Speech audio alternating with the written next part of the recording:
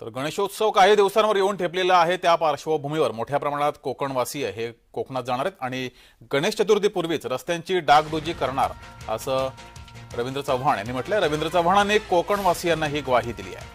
कोकणात गेले 26 दिवस सातत्यानं पाऊस कोसळतोय, त्यामुळे मुंबई गोवा राष्ट्रीय महामार्गावरील सिंधुदुर्गातील झाराप ते पत्रादेवी दरम्यान रस्त्यांची गणेश चतुर्थीपूर्वीच डागडुजी केली जाईल असा विश्वास सार्वजनिक बांधकाम मंत्री रवींद्र चव्हाण यांनी व्यक्त केला आहे।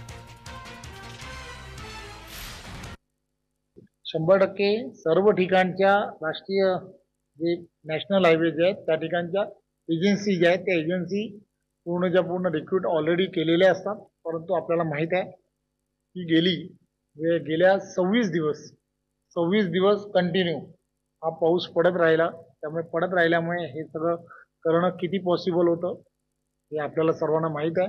परंतु थोडीशी उसंत मिळाली की हे सर्वच्या सर्व जी डागडुजी जी आहे ती गणपतीच्या अगोदर 100% केली जाईल।